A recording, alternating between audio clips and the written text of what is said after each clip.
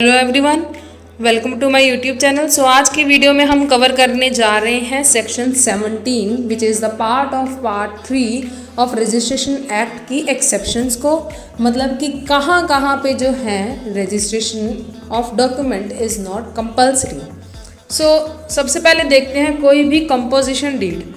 Composition deed मान लीजिए मैंने आपसे लेने हैं 1000 रुपये, मैं आपको कह रही हूँ कि भाई आप मुझे 500 रुपीज़ दे दो, उसी से मैं आप अपना जो सारा क्लेम है उसकी सेटिस्फेक्शन समझ लूँगी। ठीक है, तो इसकी जो है रजिस्ट्रेशन कंपलसरी नहीं है। डेफिनेशन देखते हैं। Agreement between compounding debtor and all और सम क्रेडिटर, चाहे एक क्रेडिटर के भी साथ हो या फिर सारे क्रेडिटर के साथ हो, by which compounding creditor agree with debtor to accept from debtor payment less than amount due, जो अमाउंट ड्यू थी उससे कम की payment in satisfaction of whole claim. ठीक है, तो ये तो होगी अपनी डेफिनेशन कंपोजिशन डीड की। अब एक केस है गोविंद राम वर्सेस मदन गोपाल।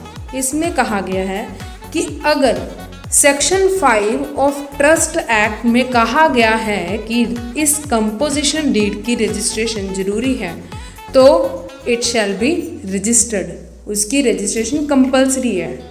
अगर कोई document section 5 of trust act में नहीं फिट हो रहा, नहीं फॉल कर रहा उसकी डेफिनेशन में, तो फिर हम कह सकते हैं कि उसकी डेफिनेशन इज़ नॉट कंपलसरी, तो उसकी रजिस्ट्रेशन कंपलसरी नहीं है। Next point, shares in joint stock company.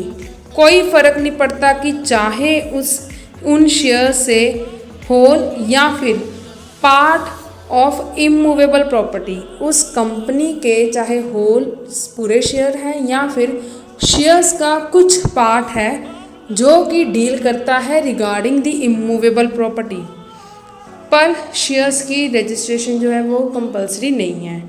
पर एक्सेप्शन है इसकी, shares in cooperative societies and other society. अगर वो शेयर्स हैं जिससे जो है होल और part of immovable property of company will be covered, in that case it require the compulsory registration under registration act. Third point, debenture issued by company which does not create, declare, assign, limit and extinguish any right, title or interest in immovable property। अब भी अगर किसी immovable property के साथ कोई भी ना ही right या टाइटल या इंटरेस्ट क्रिएट हो रहा, ना ही डिक्लेयर हो रहा या कुछ भी नहीं हो रहा, तो उसकी रजिस्ट्रेशन की कोई ज़रूरत ही नहीं है। ठीक है, पर इसकी एक्सेप्शन ये है, if it entities holder security afforded by registered instrument. अगर किसी के पास डिबेंचर हैं कंपनी के, ठीक है, मान लीजिए मॉर्गेज हुई है, तो मॉर्गेज तो कंपलसरी है कि उसकी रजिस्ट्रेशन होनी ही चाहिए। ठीक है, जिससे जो है कंपनी के राइट्स को लिमिटेड किया गया हो। उस केस में जो है अगर डॉक्यूमेंट का नेचर ही ऐसा है कि उसकी रजिस्ट्रेशन ज़रूरी है तो फिर उसकी रजिस्ट्रेशन करवानी पड़ेगी। अदरवाइज़ जनरल रूल यही है कि अगर जिससे किसी भी डिबेंचर से कोई राइट, टाइटल या इंटरेस्ट नहीं क्रिएट हो रहा, डिक्लेयर या असाइन नहीं हो रहा इमूवेबल प्रॉपर्टी के रिगार्डिंग, तो फिर उसकी रजिस्ट्रेशन कंपलसरी नहीं है। अब हम देखते हैं fourth point, any endorsement on or transfer of any debenture issued by company. भाई अगर डिबेंचर्स के ऊपर जो है कोई भी इंडोर्समेंट की गई हो या फिर ट्रांसफ़र किया गया हो बाय द कंपनी, तो फिर उसकी भी रजिस्ट्रेशन जो है वो कंपलसरी नहीं है। ठीक है। Fifth point, document merely creates right to obtain another document. अब भाई इसकी एक एग्जांपल देखते हैं। एक डॉक्यूमेंट एग्जीक्यूट किया गया by A which will in future create right of B, ठीक है, इन डिमाइज्ड प्रेमिसेस। ठीक है, ए पर्सन ने डॉक्यूमेंट एग्जीक्यूट किया बी के साथ कि भाई इन फ्यूचर जो है वो आपका हम एक अलग से डॉक्यूमेंट साइन करेंगे जिसमें हम अपनी प्रॉपर्टी जो है वो सेल करेंगे आपको, तो उसकी रजिस्ट्रेशन भी ज़रूरी नहीं है क्योंकि it is not a sale deed itself, ठीक है।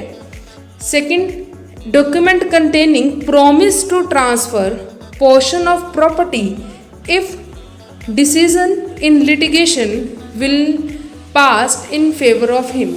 ये तो इटसेल्फ ही यही बता रहा है कि इसकी भी रजिस्ट्रेशन जो है कंपल्सरी नहीं है, ठीक है। So merely a document which creates right to obtain another document, तो उसकी रजिस्ट्रेशन भी कंपल्सरी नहीं है। नेक्स्ट देखते हैं, if document contain fact of execution of another document. भाई अगर एक डॉक्यूमेंट मान लीजिए एग्जीक्यूशन की गई है डॉक्यूमेंट में by the seller and purchaser कि हमने जो है एक सेल डीड, उस सेल डीड का नंबर उस डॉक्यूमेंट में मेंशन है, एग्जीक्यूट की है, ठीक है। So it states the fact of execution of sale deed, so उसकी जो है कंपल्सरी रजिस्ट्रेशन होना ज़रूरी है। सो अगर कोई भी, इसका क्रक्स यही है कि अगर कोई भी डॉक्यूमेंट सिर्फ राइट टू देता है हमें कि वो कोई और डॉक्यूमेंट ऑब्टेन करें तो फिर उसकी रजिस्ट्रेशन ज़रूरी नहीं है। पर अगर एक डॉक्यूमेंट में बताया गया है कि हमने दूसरा डॉक्यूमेंट एग्जीक्यूट कर लिया है तो फिर उसकी रजिस्ट्रेशन कंपल्सरी है। आगे देखते हैं 6 पॉइंट, डिक्रीज एंड अवार्ड, ठीक है। इसकी भी कोई रजिस्ट्रेशन होना कंपल्सरी नहीं है क्योंकि it is a part of judicial proceedings, ठीक है। Except decree express to be made on compromise. अब भाई कोई भी कॉम्प्रोमाइज़ पे जो है डिक्री पास की गई है बाय द ऑनरेबल कोर्ट जिसमें इमूवेबल प्रॉपर्टी भी पार्ट है उस डिक्री का, other than that which is subject of suit और प्रोसीडिंग। अब जो इमूवेबल प्रॉपर्टी है वो सूट का सब्जेक्ट मैटर नहीं है, ठीक है। मान लीजिए एक सिविल सूट था रिगार्डिंग दी प्रॉपर्टी जो कि 50 गज की है। अब इसमें जो है कॉम्प्रोमाइज़ हो गया दोनों पार्टीज़ के बीच में, ठीक है, कॉम्प्रोमाइज़ बिटवीन द पार्टीज़। अब एक दूसरी प्रॉपर्टी है जो 100 गज की है। अब इसकी जो है ये सेक्शन इसकी रजिस्ट्रेशन को एग्जम्प्ट नहीं कर रहा। अब डिक्री में जज ने सिर्फ और सिर्फ इसकी बात की है, इसकी नहीं, तो इसकी रजिस्ट्रेशन कंपल्सरी होगी, इसकी नहीं। क्यों? क्योंकि this property has been recognised by the honourable court and also mentioned in decree. इसकी कोई भी रेफरेंस नहीं दी गई है डिक्री में, तो फिर इसकी रजिस्ट्रेशन होना कंपल्सरी है। आई होप आपको क्लियर हो गई होगी ये एग्जाम्पल।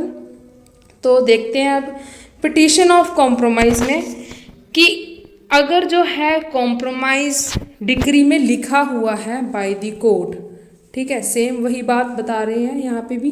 अगर डिक्री में लिखा हुआ है compromise by the court even though land outside the scope of suit, चाहे वो 100 गज की जमीन जो है वो सब्जेक्ट मैटर नहीं थी सूट में, पर फिर भी उसका जिक्र किया हुआ है, उसके कॉम्प्रोमाइज़ की बात की गई है बाय द ऑनरेबल कोर्ट, तो फिर उसकी रजिस्ट्रेशन की ज़रूरत नहीं है। क्यों? क्योंकि हमारे पास ऑलरेडी ही डिक्री होगी कोर्ट की दिखाने के लिए। तो अगर जो है second point, compromise not incorporated in decree, decree में लिखा ही नहीं हुआ कॉम्प्रोमाइज़ रिगार्डिंग दी प्रॉपर्टी, तो फिर उसकी रजिस्ट्रेशन जो है वो कंपल्सरी होगी, चाहे वो सब्जेक्ट मैटर है सूट का या फिर नहीं है। अगर एक बार वो डिक्री में नहीं आई तो फिर उसकी रजिस्ट्रेशन कंपल्सरी होगी।